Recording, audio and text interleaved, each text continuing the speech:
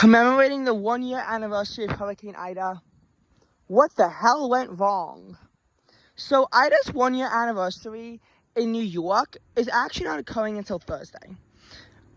But I did want to make this video to commemorate what happened, as 363 days ago, at this time, skies were about to open up and dump torrents of rain on New York City. Their second wettest hour on record was about to occur with mass casualties. More than 50 people across the Northeast would lose their lives due to the devastating floodwaters. But what happened? Has something like this ever happened before? The answer is yes, but not here. In a single county in southwestern Virginia, over 150 people died due to mudslides from Hurricane Camille, more than what happened down in Mississippi, where the hurricane is most remembered for its impacts due to a direct Category 5 strike on the state. This is one of only 4 Category 5 hurricanes to make landfall in the United States. But it was more so remembered for it's not more so remembered, but it caused more impact to the tropical depression, and it became Virginia's all-time wettest tropical cyclone. Now, Ida didn't become any all-time state wettest tropical cyclones, but the devastation, what am I doing with my hand? The devastation brought with it was still significant and intense. So, as we know, Hurricane Ida made landfall just before noon on August 29th in Port Fourcheron. Across the New Orleans area, temperatures were kept to the low 80s, but near max humidity, with dew points also hovering around 80 degrees, pushed the heat index up to the 90-degree area. That's pretty brutal, but it felt cold. And this was because of the winds whipping around. Gusts got to 172 miles an hour, sustained winds at landfall at 150. There was a plausible chance that it could have become a Category 5, but it was ultimately shot down. Ida would be the only storm to be retired, and for good reason, because its impacts in the New Orleans area were pretty bad. $55 billion in damage, 32 lives lost in the state of Louisiana. A few more died in Mississippi and Alabama, but nowhere near hurricane retirement impacts.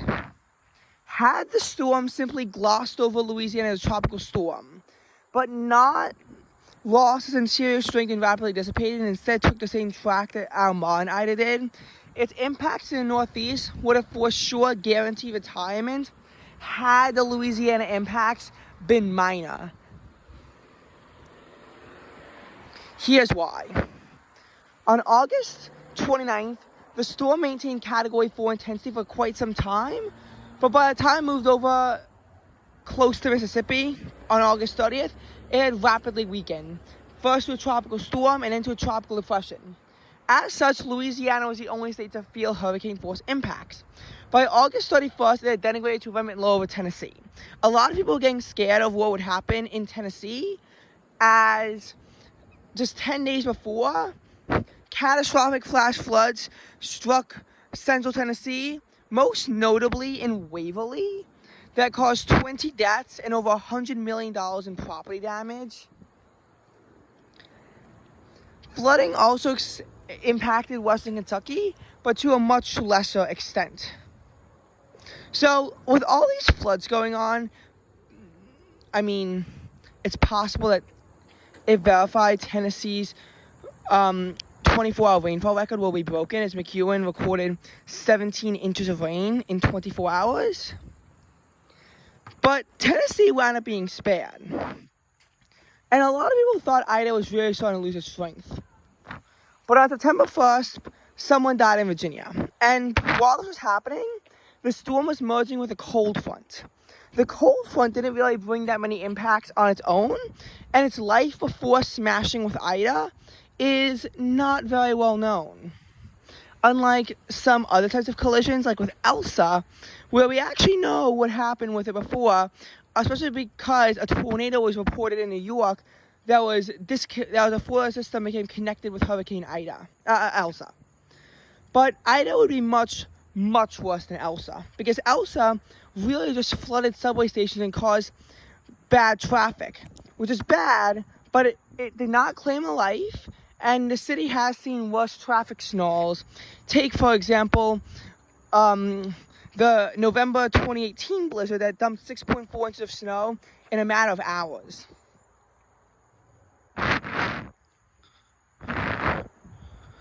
And that was enough snow to be dumped to cause 10-hour-long commutes back from the city. The city had been very unprepared for this, and people demanded an explanation as to what happened, as clearly this storm outperformed, and it wound up claiming lives not in the New York area, but elsewhere. But Ida did not just have flooded subways, but also flooded streets. And that's when you know that something really bad is happening. There were a few causes of this. Meteorological summer 2021, which had just concluded, was the second wettest on record in New York City. And had Ida's drenching rains been included in this, it would have been the first wettest. The July, August, September period was the wettest on record. In July, over 11 inches of rain had been dumped on the city.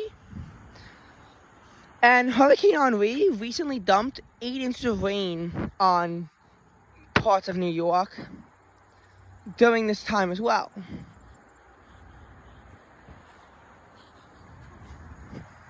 However,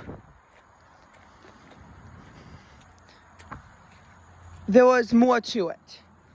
Well, Henri dumped 8 inches of rain on 48 hours, although to be fair, it did dump about 4.5 inches of rain on a single night. Only about 2 inches came down in a single hour, and it didn't coincide with evening rush hour because, number one, it fell on a Saturday instead of a Wednesday, and number two, it wasn't as bad because it was 1.94, this is 3.15. 1.94 inches of rain in a city has happened as recently as July 2018, but having 3.15 inches in 1 hour is different. And this occurred on a Wednesday night. It also occurred an hour earlier in the day, between 8:50 p.m. and 9:50 p.m. is when this occurred. So there was evening rush hour problems, but most notably it was the flooded basement apartments that caused the majority of the problems. Basically, illegal homes were being sold, I guess, and they were in basement apartments that wound up flooding easily as residents were trapped as the water just poured in. That was what the main tragedy with Ida was. People had known that it was going to be a miserable night, hence why New York Metro Weather, for example, gave it a weather rating of a 0 out of 10. Something that has only happened in an earlier heat wave in August, with heat indexes forecast to reach or approach 110 degrees across the metro area. And ultimately, I'm gonna be honest, it got very close in some places. Now, I've actually never dealt with a heat index of that's not true, I have. I've dealt with a heat index as high as 120 degrees because I believe Oyster Bay managed to have a high of 99 degrees, coinciding with a dew point of 80. And that is going to lead to an extreme heat index. Maybe not 120, but it was definitely close.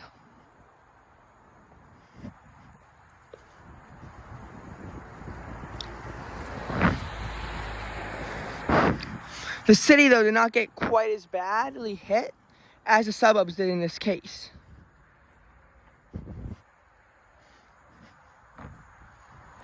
Anyway, what happened was that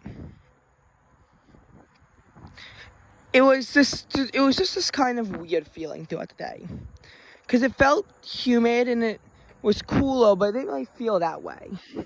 The previous 2 days had gotten to the mid-80s across the region, and they had heat indexes hovering around 90 degrees, thanks to dew points, which were in the 70s on both days. This was after a tremendous cool down the previous 2 days, as before that, New York City was suffering a pretty brutal heat wave, as was the surrounding metropolitan area.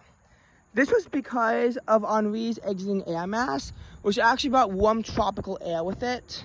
sometimes when storms exit, they can leave behind warmer weather and sometimes colder weather. And it really just depends on the storm. In Ida's case, it'll be colder weather, but not for Henri. Because Ida, of course, is merging with a cold front. So the low temperature gets down to 65 degrees. At least in my suburb, in the town of Oyster Bay. New York City might have entirely been very different, but point being said, it got down to the 60s, mid to upper 60s. But the low temperature was hit about 7 p.m. The surge of air, though, pushed the high temperature up to nearly what it was in the afternoon as the dew point surged up. So obviously a dew point in the 70s means more moisture can be held, which means more moisture could just be dumped notoriously hard on the city, which is very unfortunate. It wasn't even like that there was a total washout like with Henri. It was just that so much rain fell in one period of time. The storm finally exited early on the morning of September 2nd and catastrophic damage had occurred.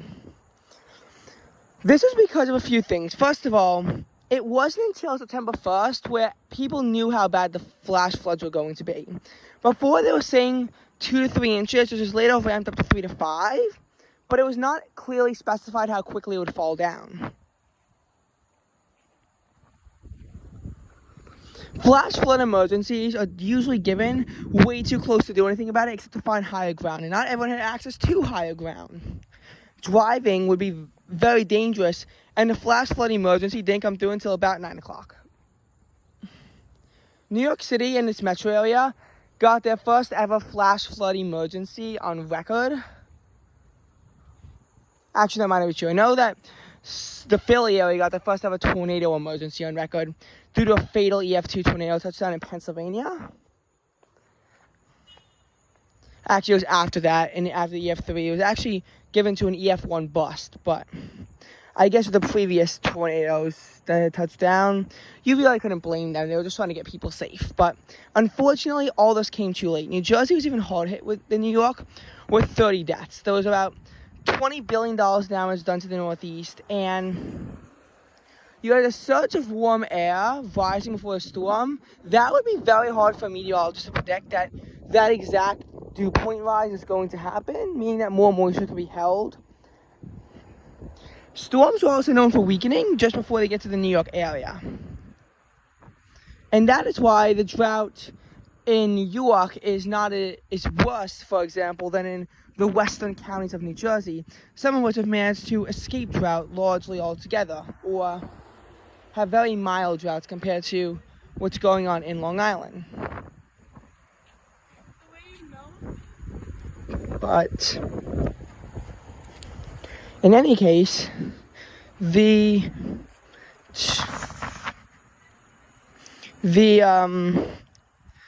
what was I going to say?